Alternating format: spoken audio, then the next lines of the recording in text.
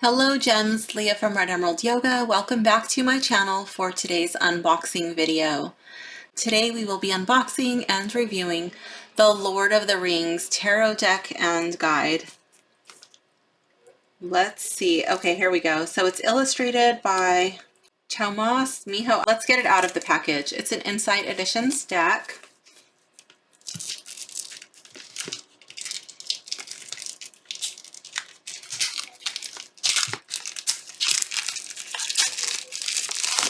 So I don't know about you, but I really love these movies.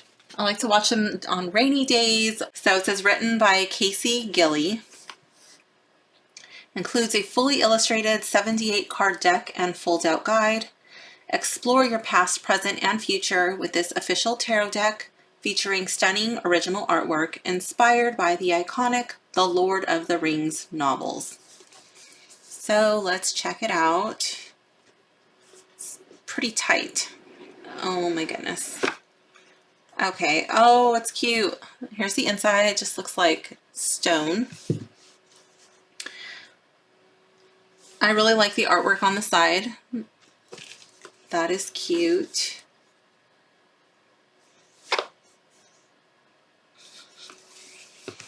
All right, let's check it out. This is our guide. Oh my goodness.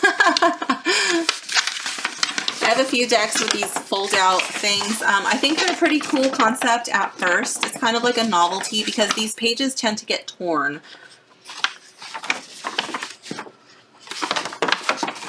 So let's see. Oh my goodness. What is this? Oh, that's just like glued. Yeah, that's glued to the page and it's kind of coming off. Okay, so welcome to the road. In your hands are 78 cards that, when spread before you, will create endless paths to endless destinations, inviting you to explore the past, present, and future. Combining their heroic tales from the Lord of the Rings trilogy by J.R.R. Tolkien with the legacy of tarot, this deck grants you access to your own great adventures. On your path, you will see familiar faces in the roles of the major and minor arcana, guiding you along through the lessons of tarot, encouraging your journey of self-discovery. These characters are here to help you learn more about yourself and the ways you interact with the world. They can challenge your assumptions, spark inspiration, and prompt you to examine your intentions through reading tarot for yourself and others.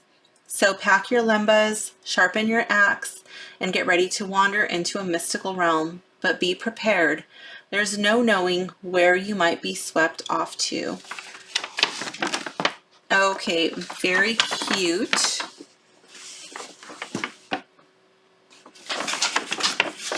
I could see this being hung on the wall if you were a big Lord of the Rings fan and you had like a Lord of the Rings room. This would be probably a really cute addition.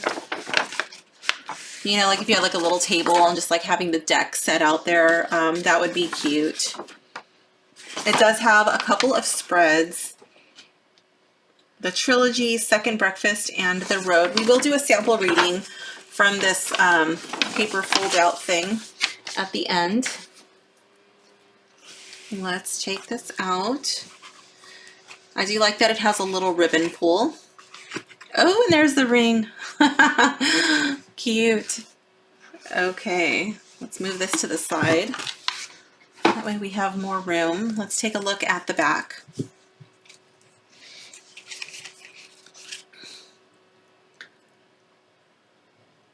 So it kind of looks like the eye. It kind of looks like the door. Like some little root vibes. I don't really recognize this from the movie, and I've seen the trilogy quite a few times, but I don't really recognize this. Maybe it's something that just slipped through and I didn't notice it, but let's take a look at the cutting.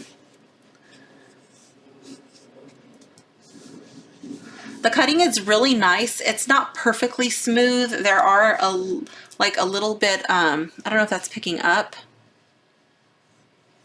Like there's these fine little lines here. I can kind of feel that a little bit, but whatever, that'll get worn in with use. I do like that they use a nice wide die for this round corner. That feels really good and smooth in the hands. Let's see.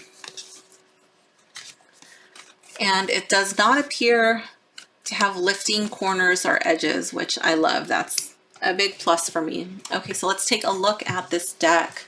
One thing I want to let you know is it is a pip deck. For some of you, that might be a major turnoff. For me, it doesn't bother me as I enjoy my pip decks, so just be advised. Here we have the Fool. That always reminds me of my dog. He goes around the house and he collects all of his toys, and he's very stingy. I have 2 dogs, and that reminds me of Bob. He's kind of crazy. He can get a little, yeah, he means well, but he does get very possessive over his toys, and we always laugh. We make little, I don't even remember his name, but we make comments about him like that. And we're like, oh, he likes it, my precious. So that's little Bob as far as I'm concerned. And here we have the Magician. I do like that the artist did take a little bit of artistic liberty. It doesn't look exactly like the characters in the movie, but you can definitely tell it's them.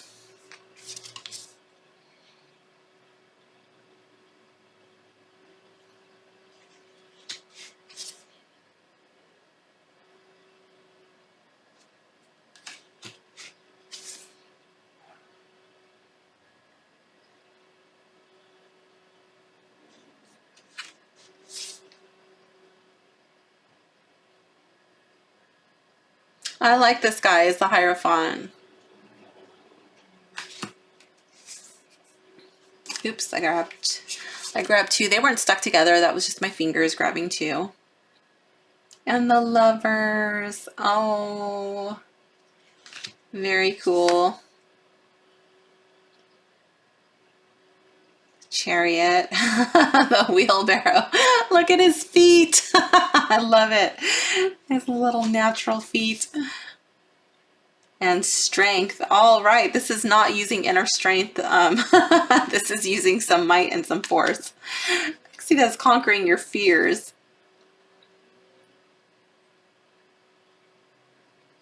And the Hermit. Look at his hairy little legs. So cute. And I love it. You can just see like the candle dripping right off the table. He's really busy working on his paperwork. The Wheel of Fortune. That's kind of cool that they used, what are those things called? Yeah, they use that. That's cool.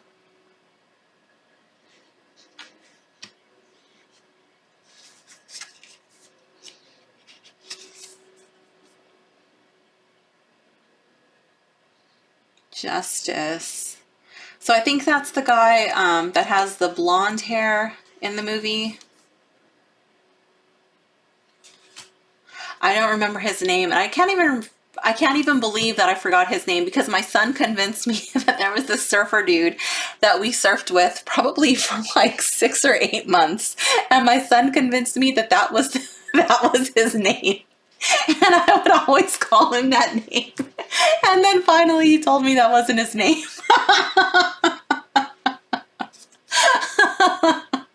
So funny. The Hanged Man. Oh my gosh, I love this. And he's looking at the ring. Oh, wow.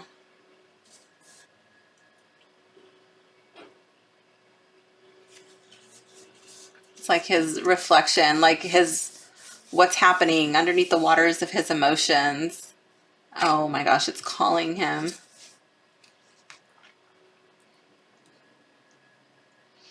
Death. Okay, that's a very different death card, but I do like it.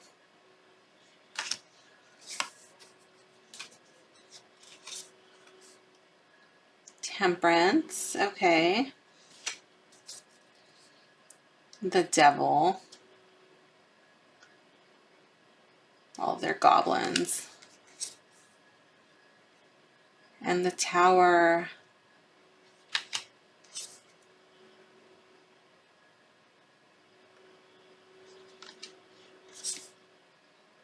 That's really pretty. That's very interesting for the moon card. That I really like that.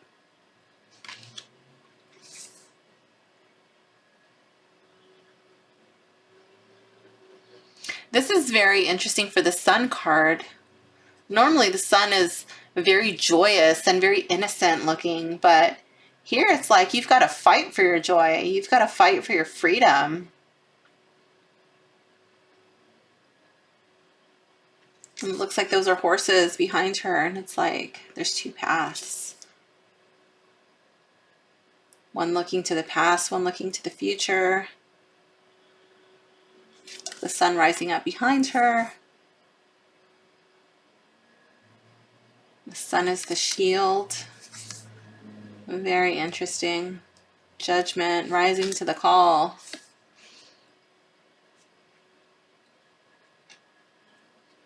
That's cute. The world with all of them there. I like that. And now we move into our minors. The Ace of Rings. I like that. Again, it looks like an eye. And then it goes into the court cards. Okay, so we have King, Queen. Oh, look at her little hairy legs too. So cute. So her ring is the wreath. Okay.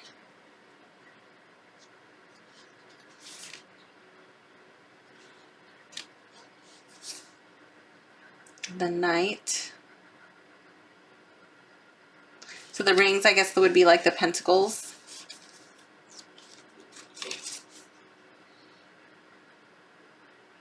The Page, like the tree people, I think. Okay, and then moving into our pip cards. 2, 3. So some people don't like these. They really get angry. They can't stand it. One thing I do want to point out is that these cards, when there's no distractions, you're really able to tap into your intuition. And your intuition just speaks. When the message comes through, it's not confusing to your client because there's no visual thing to be like, wait, no, why does it mean that? I don't really get that when I look at that, you know. It's just the rings. So I'll go through these a little quicker. But yeah, I just want to say that the pip cards do allow you to tap into your intuition. So once you've got your meanings down, once you're familiar, you're comfortable working with your Rider-Waite deck, you know your cards by heart, try a pip deck. Try a Marseille deck, you know, and just see how you're able to do like a small reading, like a past, present, future, or a stop and start reading, and see how you're able to tap into that. You might surprise yourself. Moving into the swords. Okay, so we have our ace, and then our king. Ooh, he's really fancy. I love the elves in the movie. I just love their intricate little design work on their outfits and their architecture. Everything is so beautiful. Queen of Swords.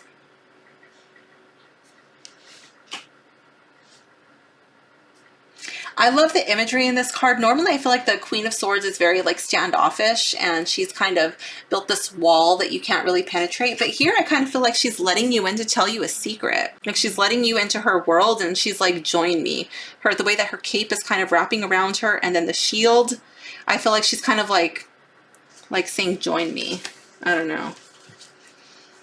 These are just my first impressions. We'll see how I feel as I begin to work with the deck or as I go through and read that little map thingy, but oh my gosh, I just can't get over the little hairy legs. I think those are the cutest. And the little wide feet. So adorable. This might actually be one of my favorite cards. I don't know. I forgot to do that, but we'll go back into it. This 2 is pretty cool. How was the 2 for the rings? Was the 2 intricate? I think it was just rings. Yeah, okay, so they put a little bit more imagery in the 2, in the swords. I do like the swords. I think they're cool looking. They're different. They didn't just do like cookie cutter swords. Doesn't really bother me. This kind of looks like it has a little bit of a smear. I'm not sure if that's from printing or not. It's not going to bother me though. I like how these cards don't glare. They do have a coating on them. They feel a little bit like it's like a protective plastic type coating. I wouldn't say that these are waterproof, you know, but if you have sweaty hands, it's probably not going to be a big deal. Oh, wow. Like spider. Ooh, they're like spider legs. Oh my goodness.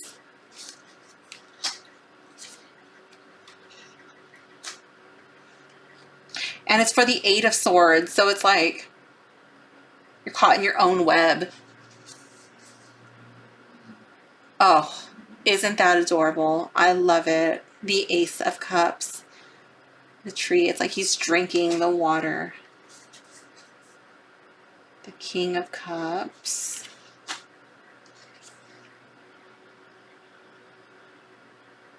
I do like that. The Queen.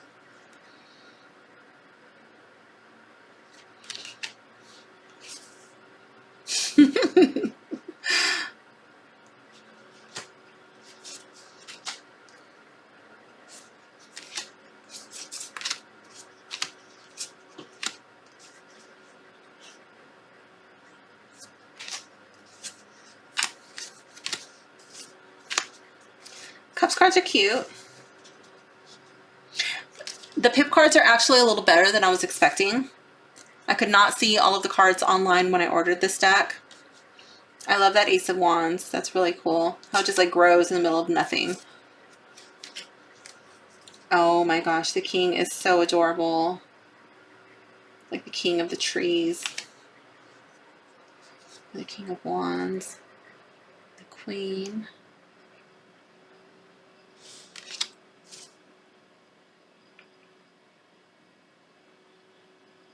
A very different vibe from this Knight of Wands card. Here he's just sitting down on a log. You know, he's not charging in full of fire. And very different look and feel.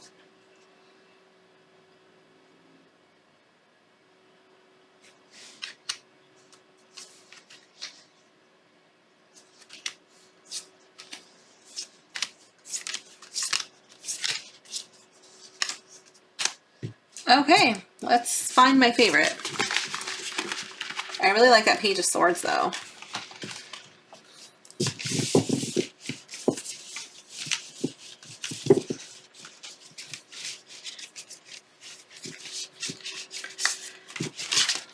Right off the bat, I do want to say that I feel like this deck does have a cohesive theme.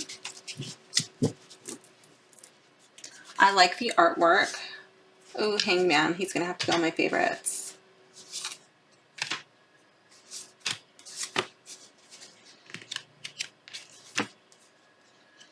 Oh, look at him. Is he go on the favorite? Yeah. This really has me interested. Like, why is it depicted like that? It's probably instilling more bravery vibes to me. Like he's got the strength of that mighty tree and he's just tapping into that. I do like that card too, but it's not going to be my favorite. The Tree King is definitely going to go into my favorites. I like the Ace of Wands, but not going to be my favorite.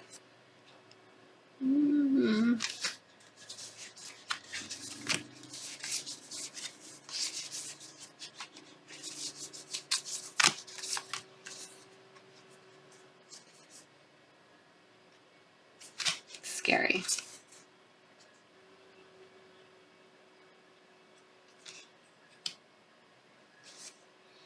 I really like these two, but they're not going to be my favorite.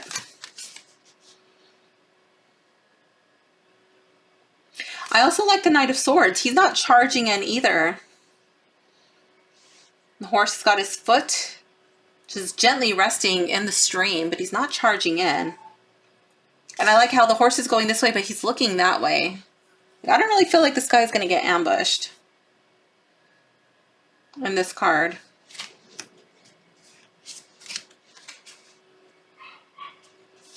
I'm really drawn to how she's like pulling me in.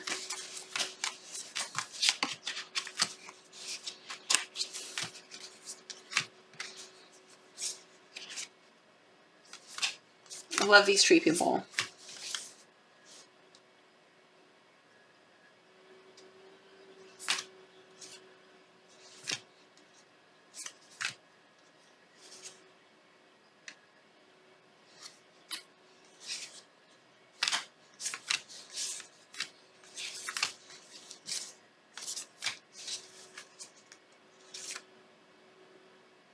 Love their expressions, but I don't think that's going to be my favorite.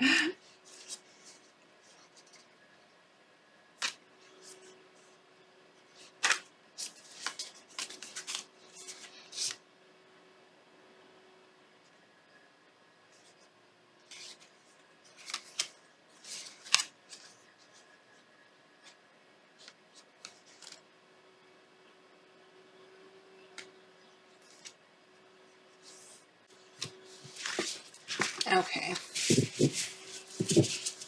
And if you have not seen The Lord of the Rings, that is your homework for the day. Definitely watch it. It's a good movie. Well, trilogy. Good movies.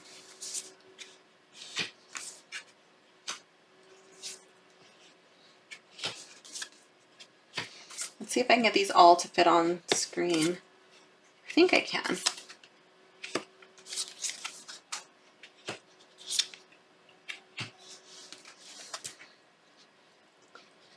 Awesome. Okay, let's see. Who is going to come out first? Oh, I should not have put this here.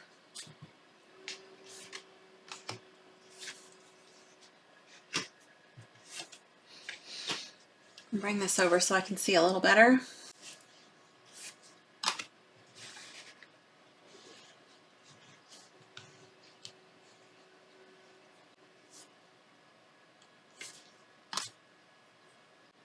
Oh, I remember his name.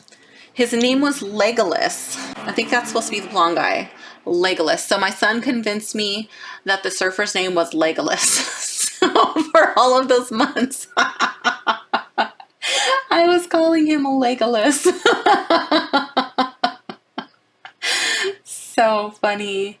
I do like this one, but I don't think it's going to beat out the Knight of Wands or the Queen of Swords. I'm really loving the Page of Swords feat, but I don't think it's going to make it into my final running. I think he's going to have to come out, because I know for sure these two beat him out. Let's see.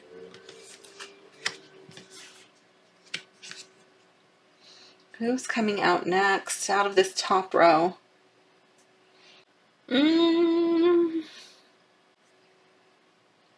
I love the Fool and I love Judgment, but I think the Hanged Man is the winner from the top row. And then from the bottom row, oh, that one's so hard.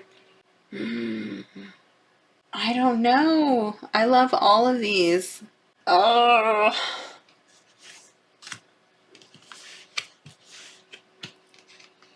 This is a tough decision. I think...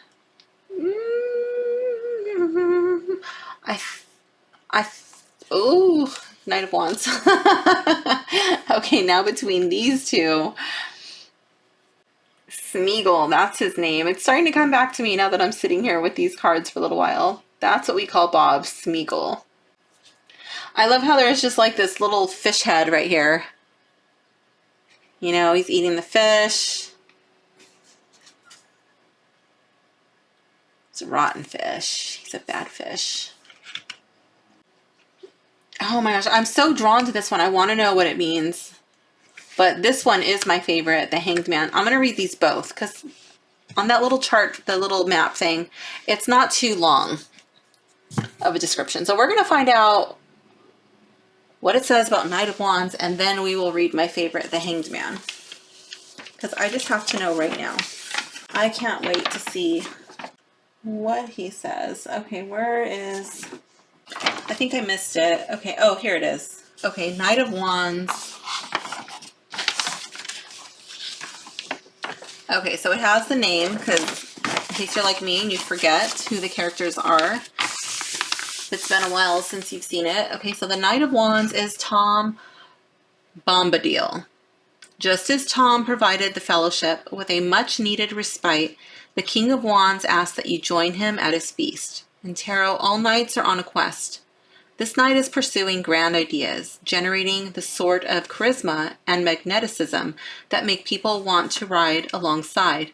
He represents the rush of inspiration, the exhilaration of heading into danger without a plan, charging ahead with confidence. So, yeah, I didn't really feel like he was charging in. I didn't get that like rushing. I felt like he was tapping in and harnessing some strength from that tree.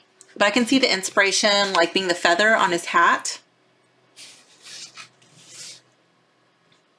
Charging ahead with confidence. It may be a sign that you should pursue your latest idea, or depending on the other cards in the reading, a warning against being too impetuous. Reverse, there is a reason Gandalf didn't give Tom the ring to destroy. It's likely he would have forgotten his task before he even reached Mordor. When reversed, the Knight of Wands can be flighty, unreliable, and easily distracted. He is a reminder to slow down and be intentional about what you're doing. So yeah, in the upright, he is intentional, I feel, because he's sitting on that log. He's harnessing his strength, his steadfastness from that tree. Okay, moving on to the Hanged Man. Oh, it's probably going to be on the other side. Okay.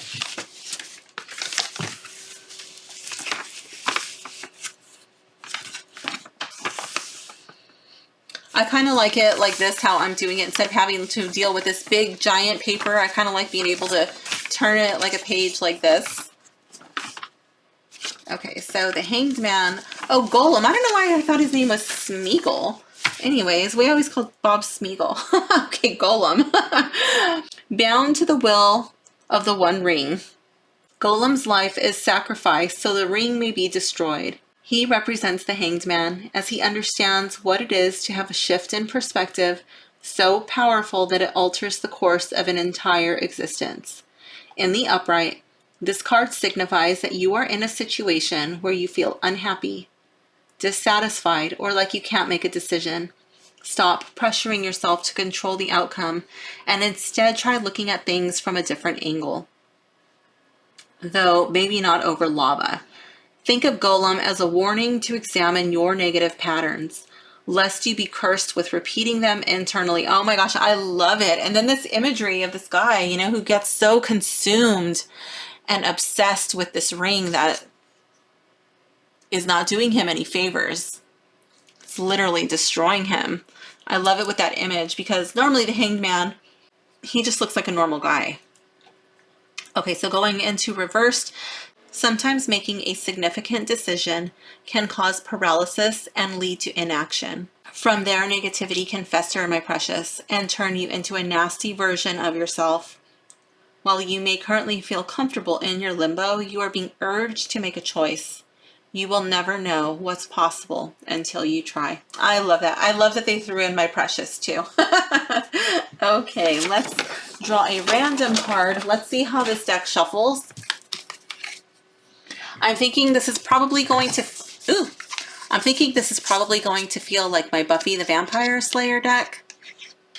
It feels a little on the thin side. It's very flexible. Probably means that your cards won't crease. So on the very first shuffle, let's see what kind of a mix we got.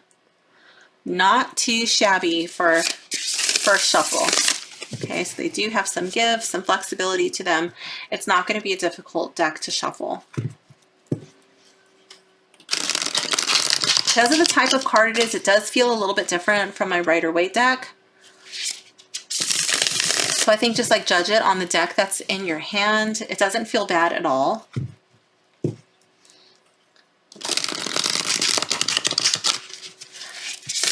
I think it's probably because I'm used to working with my Buffy the Vampire Slayer deck that this feels comfortable to me to shuffle.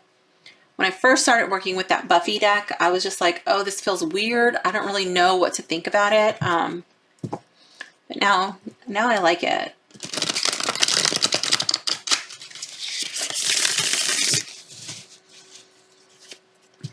Okay, let's see how it shuffles like this, what it sounds like. Oops, I just dropped that. I was looking on my monitor. That always kind of throws me off because I'm not looking at my hands. Okay, let's try that again. Let's see how grippy, slippery these cards are. Like this, they feel like they're very grippy, but as you could tell from shuffling them, I'll do it one more time in case you were not paying attention first time. They shuffle really well. So if you're doing more of an overhand shuffle, you won't have probably as good of a mix. That way they do get a bit clumpy, but not too bad. When you're kind of just moving them around, they feel more clumpy. Like they're going to be really sticky and grippy, but they're not. So this will probably not be a deck that cards just fly out all over the place. Let's see oh, I did not go over the box. Okay. It's not the most sturdy box. It does have this little insert. Sometimes these things kind of start to fall apart. On occasion, these little ribbons become unglued.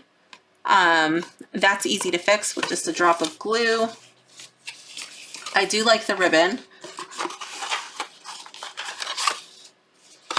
One thing I want to note is that there is a dent in this box. I ordered this deck on pre-order, and yes, it has been sitting in my bin, in my deck cellar for quite some time until I just felt ready. I don't know, I just have not been feeling like pulling this deck out. But yesterday, we went surfing and started to rain on the way home, and today I stayed home because I was just way too sore from rehabilitating my shoulder and surfing with my dog. So today I just felt like, oh my gosh, it's like the kind of weather that I normally watch these movies. So that's why I'm like, okay, let's open it now. But yeah, I feel like the box is sturdy enough. I'll keep it in that, but it's not the most sturdy box that I've ever had to store my cards in, but it's definitely not the worst. I think for the price point, it's functional. I also feel like it will keep my cards safe and protected. I'll just keep that in my tarot shelf. Let's give this a little sniff test. It smells inky, but it's not making my nose twitch or my eyes water. I'm not sneezing, so that's good. Let's give a little sniff test to this map thingy.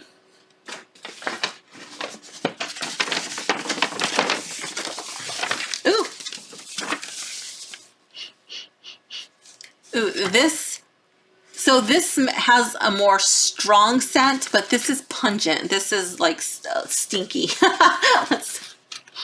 Yeah, I don't like the way this smells. And the cards, they smell fine, but there is a scent. Let's see. Description, organization. Okay, so normally I like the cards to go from ace through king, but I did feel like they were easy enough to follow through and make sure all of my cards were here when opening it. Let's check the organization in this little map thing. So like if you're not familiar with your cards and all you have to go on is this, how easy is it to find your card and make sense of it? So it starts off with your majors and it moves into your court cards here and then numbers 1 through 10. So it's not too confusing because everything is just on one, kind of like on the sheet that you can see. And then for the swords, you have your court cards here and then into 1 through 10. So it's not difficult to see because it's in the map. But again, because it's in a map, I don't feel like this thing will hold up very well in the long run.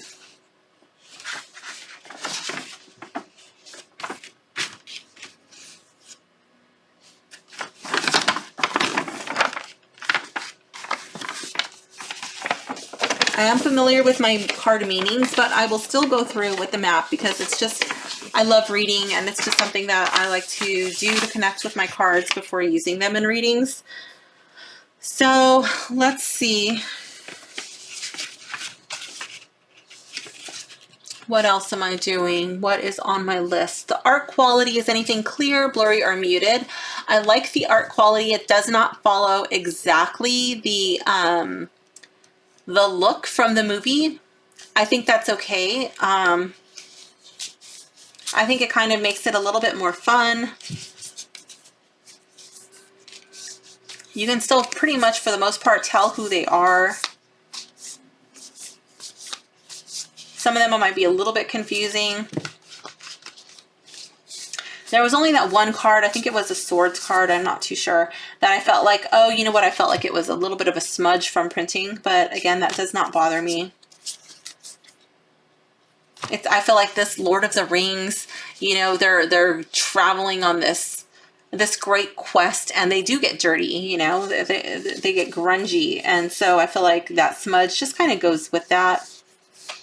Here's an example from the Rings card. It kind of just looks like a little bit dirty and distressed. I feel like that fits with the theme of the deck. Does it remind me of a deck that I have? I'm going to have to say no. I don't have anything that reminds me of Lord of the Rings.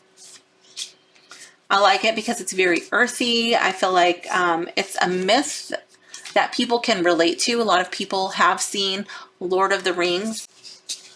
I feel like if you are familiar with the movie, it might be really easy to connect with this deck. Does it follow the Rider-Waite? Oh, let's go through, let's just find like a random, here we go. This was the first one I found. The Five of Cups. So let's see what it has to say about the Five of Cups and see how closely it follows the Rider-Waite. Five of Cups. Upright.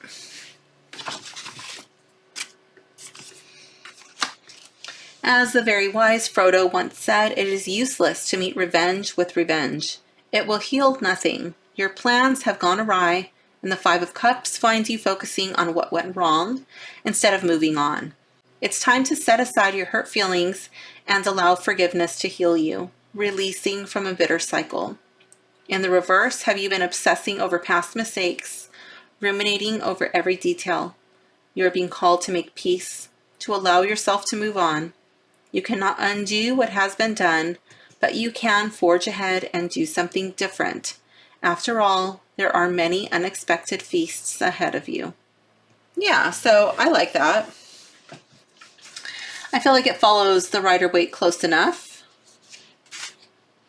I like how they incorporate the Lord of the Rings into that. Who might like it? Who might not like it? Okay, so people who might like it would be people who obviously enjoy the movie Lord of the Rings. People who are into fantasy, people who are into adventure, people who don't want traditional tarot imagery on a deck, somebody who wanted something a little bit new, a little fresh. If you like cartoons, these images might appeal to you. Who might not like it? If you don't like cartoons, these images might not appeal to you. If you don't like the movie, if you are a traditionalist, you want it, like I don't see the Rider-Waite when I look at this, that might bother you. This might not be the deck for you. If you don't like pip decks, okay, if you don't know your Rider-Waite meanings, this might be a challenging deck to work with. I don't think these creatures are too scary, but there are some people who are a bit sensitive to scary images. This might be a little bit too intense for them.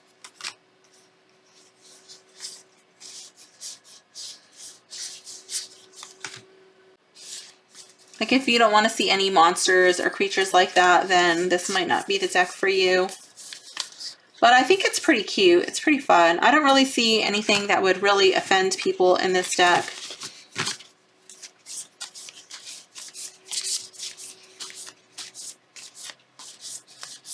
I think most people would like it. And again, I think like the biggest pet peeve for some people might actually be that it's a pip deck. Okay.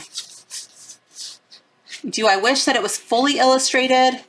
Yeah, I think I would have really liked that, but it's not a turnoff for me as I do enjoy reading pip decks, and I will go out of my, I've gone out of my way to purchase pip decks. So that's just something that's not going to be a deal breaker for me. Okay. I'll leave a link in the description where you can pick up a copy of this deck. Let's get into our sample reading. Let's find a spread that we want to use. Let's see. Ooh, I knocked my little selenade over. Okay, which one are we going to do?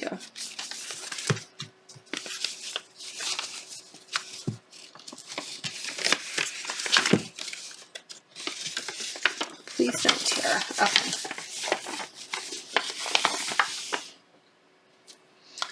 Let's see. Okay, this one looks fun. Second breakfast. If you find yourself in need of nourishment or are feeling drained, this spread can help you identify how you can reclaim your energy. So let's do this second breakfast spread for our viewers. How can our viewers find nourishment when feeling drained?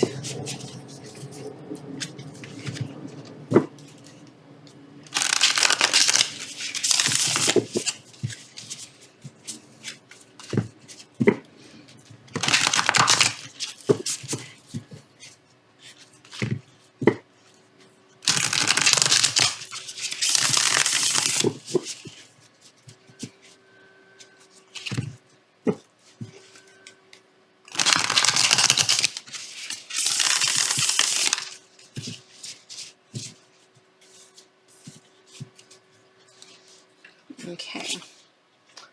Card 1. Card 2. Oh, that's not going to fit.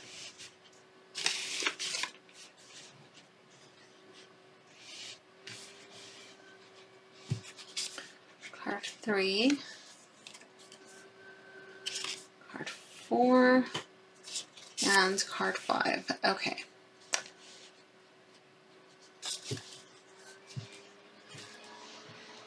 Okay, so let's see. Card 1. This card represents what is blocking your energy or distracting you. Here we have the 4 of Rings, which would be like the 4 of Pentacles. So I could see this as money. Okay, I could see this as security. I could see this as dealing with the root chakra, worrying about if you're going to have enough, or if you are worrying about safety. Let's go and see what this... I keep wanting to say book, but it's a map. Let's see what the map has to say. Oh, it's over here. Okay, on the back. 4 of Rings. In the upright, not all that glitters is gold, but at the moment you may be struggling to remember that. The 4 of Rings turns up to warn of material fixations and allowing wealth to compensate for underdeveloped areas of your life.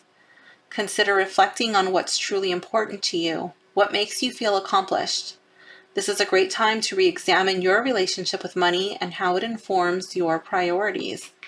If this card was in the reverse, which it's not, it could indicate this card can appear when you've been trying to shield yourself from an avalanche of problems. You've been seeking stable footing only to stumble again and again, but there is a reprieve. You can create the safety you need by shifting your focus inward. What makes you feel calm? What helps you gain a sense of control?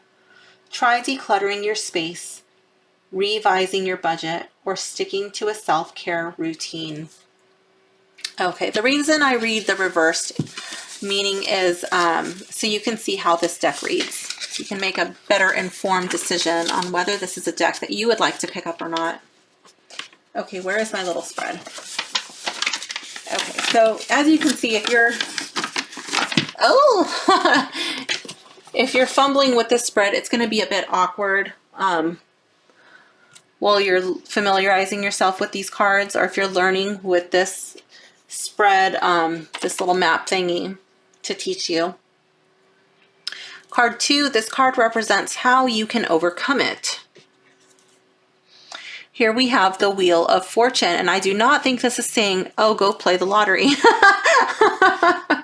I feel like this would be focusing on the things that you're grateful for, all of the things that are going right in your life, all of the times when luck just worked out in your favor, when you didn't know how things were going to happen, how you didn't know how you were going to get by, you did. I feel like that's what that card is suggesting. Okay, so we have to go over here to the Wheel of Fortune. I feel like this card is saying everything is going to be okay. Just reassuring yourself. Maybe that's like positive affirmations. Let's see. Abundant, fertile, and lively. The Shire is a place where one feels lucky to live. Like the wheel, the Shire moves at its own pace, with cycles of life and death, and the good fortune to appreciate the time in between. In the upright, it says, from forgotten pastoralism to forced industrialization and back again, the Shire has seen its share of upheaval. You are being reminded that even though things may be peaceful at the moment, you never know what tomorrow brings. The only constant in life is change. If you have felt displaced, the Shire appears as a reminder that there will be peace again soon. If it was in the reverse, it could be, life is full of adventures, even if it's hard for you to keep this viewpoint at the moment. You are blocking the energy of the Shire by refusing opportunities and behaving as though there is only one way to live. Get out and explore. You may be delighted by what fate has in store for you. Yeah, I feel like so just is just like realizing, there's always going to be change.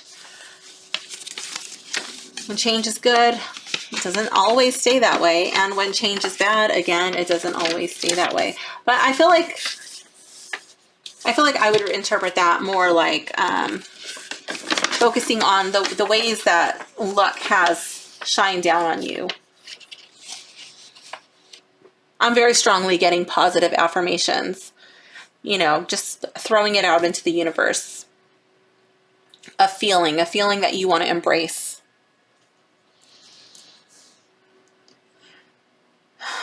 Card 3, okay, that's the one in the center. This card represents where you should be focusing your energy. 5 of Swords.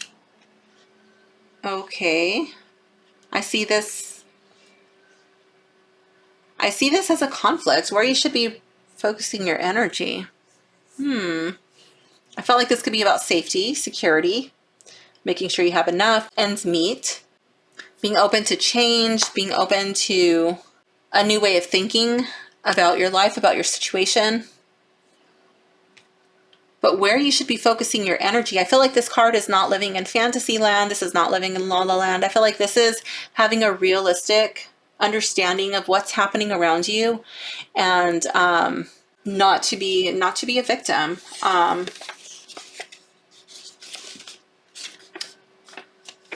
Let's see what the book has to say about 5 of Swords.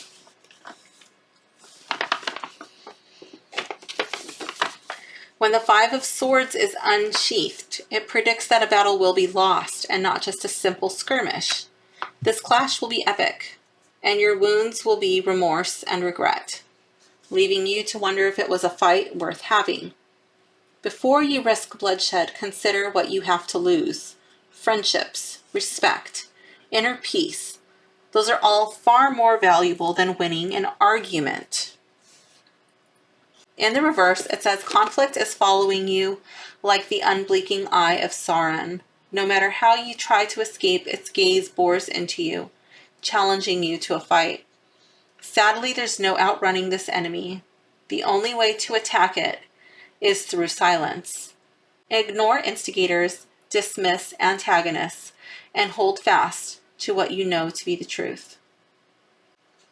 Okay, so this thing keeps falling. The little map thing gives a slightly different interpretation from what I was feeling, but it does speak of conflict. It does speak of challenges. I kind of get this feeling here, like where it's talking about regret, wondering if this fight was a fight worth having. That's the feeling that I get. That's more of a meaning that I associate with the card when it's in the reverse, and that's the way that I'll probably continue to read with it.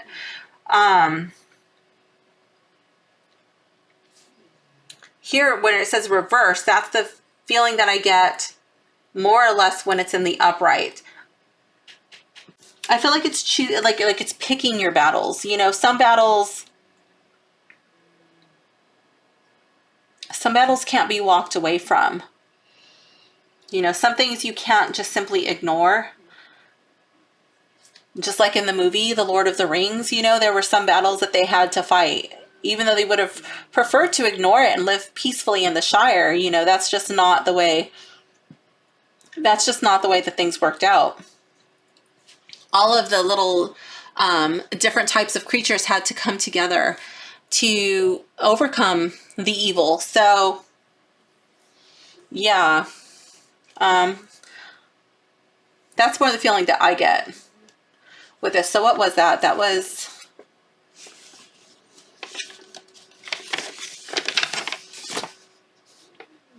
card 3 represents what you should be focusing, where you should be focusing your energy. I feel like this is a conflict that is brewing. Are you prepared? You know, are you going to get ambushed? Are you just thinking like, oh, that'll never happen here? Oh, well, that's happening over there, but you know, I just, that's happening to those people, not our people. You know, I feel like it's preparing, it's getting ready for challenges, for hard times, not being caught completely unaware. Card 4, this card represents how you can recharge your body. Here we have the Page of Rings, which would be like the Page of Pentacles. The Page is a very childlike and youthful energy. Their job is to learn. Learn about what? Pentacles deal with real world issues. It also, being a real world issue, would be health. I feel like this would be focusing on your physical health, learning how to take better care of yourself. I feel like this could be learning about how to take better care of your finances. I felt like that could be an issue there. Figuring out, you know, learning what's a want, what's a need, how to tell the difference, and making wise decisions based on this card here. What may be potential, something that's looming. And what do pages do? What do children do? You know, like when you're dealing with a small child, you know, you have to make sure that they're fed, that they're taking care of themselves, they're getting bathed, you know, and also that they take naps. You know, children need to sleep. Maybe you need a nap. This card represents how you can recharge your body, taking a nap if you need to. For example, today I chose not to go surfing with my family. I stayed home because I was really sore and I was really tired from rehabilitating my shoulder. I was just like, you know what? It's 4 a.m. I need to sleep in today. I can't get up this early and go to the beach. So I stayed home, I rested, and I think I woke up about 9 o'clock in the morning. I really needed those extra 5 hours of sleep, and now I feel great. So maybe you need a nap. Let's see what this has to say about Page of Rings.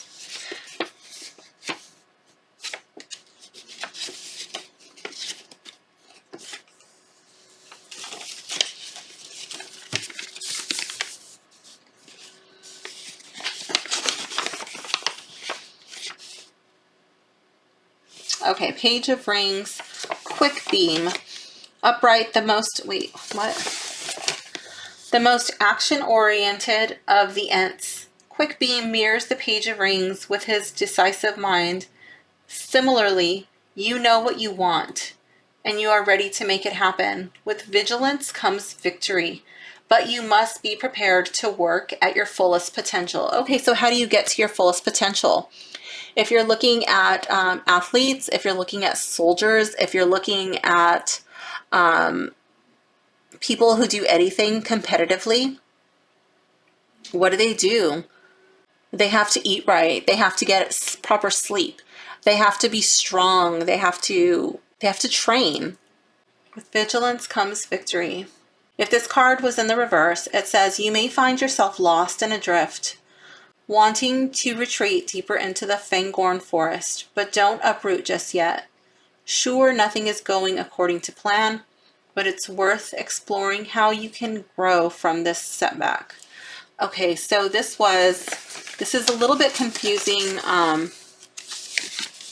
flipping back and forth like this.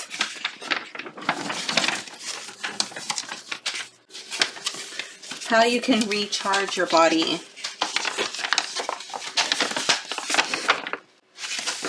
Okay, how you can recharge your body by knowing what you want and be willing to make it happen. Like, what do you need to do in order to get to what you want? What do you need to do in order to feel like you're safe, like you're going to have enough, like you're going to be taken care of, like you're able to overcome this, no matter which direction, you know, the wheel spins. I'm very strongly getting rest. I'm also feeling like he's a tree, right? So he's rooted, like connecting with nature. Are you getting enough vitamin D, spending time in the sun?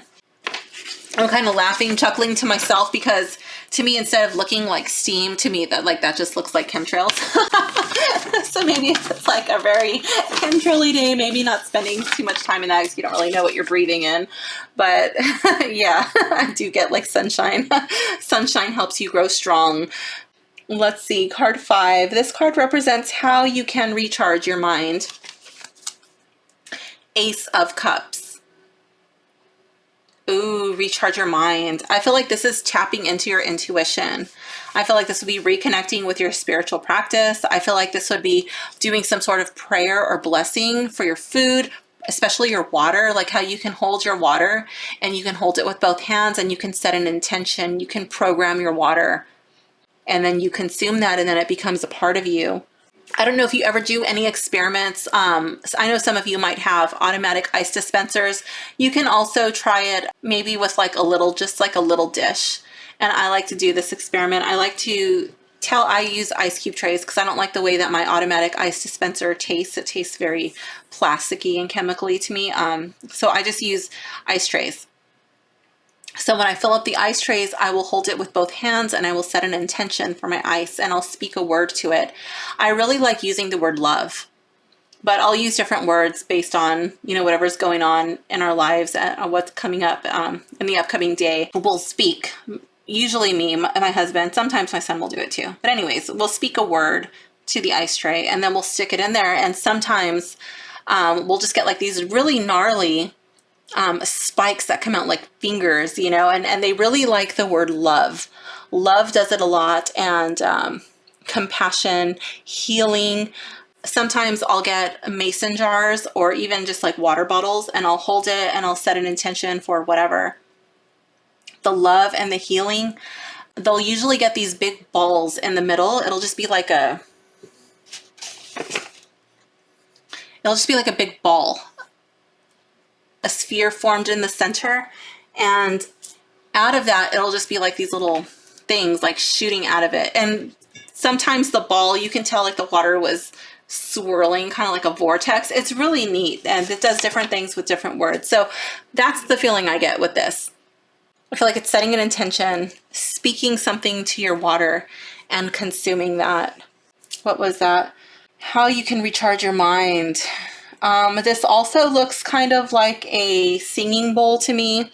So I don't know if you have a singing bowl, you might want to do some sort of holding it, you know, like holding it and like striking it, perhaps chanting with it. If you don't really know how to chant, you can always chant the word Om. I'm trying to see what else I'm getting from this card. How you can recharge your mind. Like Bruce Lee's Be Water speech, where he talks about to be water.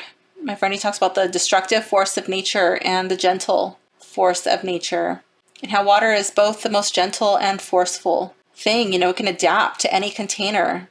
Whatever container it's put in, the water just effortlessly conforms to that. I'll leave a link to that speech in the description, the Be Water speech. But yeah, I'm also getting that vibe from that.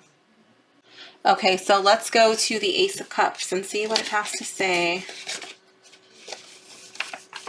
Upright, the Ace of Cups, like all aces, represents the beginning of a journey. The Suit of Cups is grounded in emotions, matters of the heart, and understanding your feelings. So the Ace signifies a new relationship coming into your life. This could be a partnership, an alliance, or a relationship with someone with whom you want to share your life. Whatever it is, give wholly of yourself, and in turn, you will receive unexpected and life-changing love. In the reverse, it says, turn the compassion of the reverse Ace of Cups into self-care. Channel the energy of, I don't know how you pronounce that, Eowyn, who loved all things that grow, by healing and nurturing yourself. This is a great time to begin creative projects, start gardening, or doing anything that requires an emotional commitment. Okay, so I do like that interpretation for the reverse Ace of Cups. That is very cool. I feel like it ties in the gardening with him being a tree. The healing and nurturing yourself, I could see that with the cup there. Like if it's in the reverse, the water's going to spill out and then you're not nurturing yourself. You're not taking care of yourself. But how to recharge your mind? Yeah, I still think that it would be more along the lines of like praying a blessing for your food, meditating, perhaps participating in sound healing, speaking intention into your beverage. Because you're doing things mindfully, you know, and then you're absorbing that. I do believe that water can be programmed and that it has memory. So yeah, that is your second breakfast reading. I hope you enjoyed it. I hope it made sense. Let's see, am I missing anything else on my list? Yeah, okay, so I would have to say that the only thing that I really don't like is this map thing. I think it's like a novelty. It's kind of fun to go through maybe once or twice, but I think it's just so big and bulky to have it on my table. It's just too much, okay? It's just too much for me to look at like that. And I just feel like there's more of a risk of tearing it. So I'll probably just go through it once and then I'll keep this in my box of boxes because I just don't want it to get damaged. Aside from this map thing, I do like the deck. I think it's fun. I think it's cute. And I could definitely see myself tying this deck into my practice. Stay. Okay. I'm kind of wishing I had opened this deck earlier. I don't know why I waited so long. I think this would be a fun deck to edge in like a brown, green, or even this reddish color. If you are into edging your decks. I probably won't. I always think I want to, and then I just really chicken out. I always think like, wow, it would be fun to edge them in that, but then I don't want to ruin them because I'm like, okay, what if I sell it, or what if I want to pass it on to somebody and they don't like the color I've selected, or what if I damage the deck myself? I think those are the reasons that always stop me. Even black might be fun to edge this deck in. I think gold would be too much. I don't really feel like it would match the deck. The ring is gold. I don't know. You be the judge of that, but I probably won't edge this deck. So thank you for hanging out with me today, Gems. I hope you enjoyed this video, and I will see you soon. Bye for now.